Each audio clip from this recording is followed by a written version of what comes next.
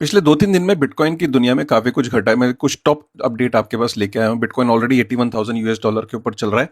सबसे पहले हम बात करते हैं कि बिटकॉइन के ना जो स्पॉट ईटीएफ है उसमें मैसिव लेवल पे इन्फ्लोज पड़े। मैं आपको एक एग्जांपल देता हूँ। मार्च 2026 के अंदर बिटकॉइन ईटीएफ के अंदर यूएस में $1.32 बिलियन एंटर किया। अप्रैल के अंदर $1.97 बिलियन एंटर किया।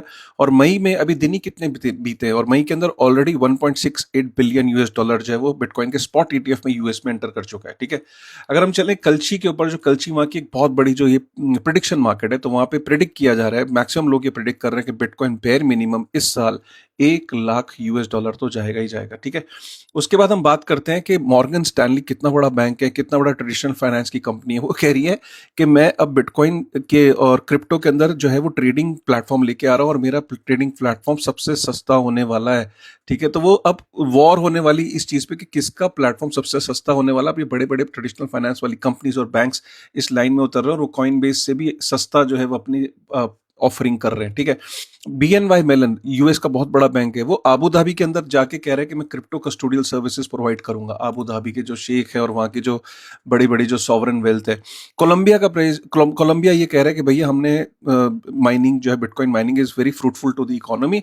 और पैराग्वे हो गया, वेनेजुएला हो गया, ये सब लोग जो है एल सल्वाडोर को तो देख ही रहे हैं, तो बिटकॉइन माइनिंग में वो काफी वो एंटर कर रहे हैं। कोलंबिया के प्रेसिडेंट ने बोला है। एरिक ट्रम्प जो कि डोनाल्ड ट्रम्प का बेटा है, वो कह रहा है कि देखा ना आपने कि जेपी मॉर्गन पहले तो कहता था कि बिटकॉइन को क्या गालियां देते थे, लेकिन आज की डेट में वही है जो लोन देना उन्होंने शुरू कर दिया है। मॉर्गेज के रूप में बिटकॉइन को आप गिरवी रख सकते हो और उसके ऊपर आप लोन ले सकते हो, जैसे आप गोल्ड को करते हो। ठीक है, अच्छा यहाँ पे माना ये जा रहा है कि काफी व्हाइट हाउस के कुछ ऑफिशियल्स का कहना है कि बिटकॉइन का जो स्ट्रेटेजिक रिजर्व है यूएस के अंदर, उसके अंदर बिटकॉइन को बाय किया जा सकता है। अभी तक क्या था कि ऑलरेडी जो बिटकॉइन क्रिमिनल प्रोसीडिंग से जो कॉन्फिस्केट किया है वही रिजर्व का पार्ट बनेगा। बट इमेजिन कि जैसे कंट्रीज गोल्ड को बाय करती हैं, वैसे ही अगर अमेरिका बिटकॉइन को एज अ स्ट्रेटेजिक रिजर्व के मद्देनजर बाय करना शुरू करते हैं मार्केट से फ्रेश, तो क्या होगा।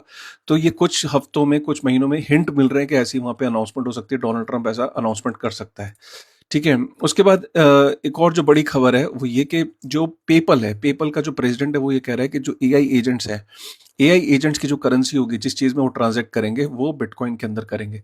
माइकल सेलन ने एक अजीब बात बोल दी कि सतोशी नाकामोटो उसके हिसाब से अमेरिकन था। आपको क्या लगता है, एक बार कमेंट करके बताइएगा। ठीक है, सो ये कुछ इंपॉर्टेंट खबरी थी। और जाते जाते, ठीक है, वेनेक इतना बड़ा ग्रुप है यूएस के अंदर, वो ही कह रहा है कि 5 सालों में bitcoin should be around $1 million.